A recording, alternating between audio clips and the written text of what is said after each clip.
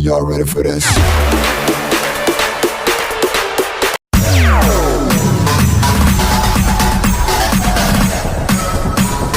TikTok, all stop. TikTok. Are y'all ready for this?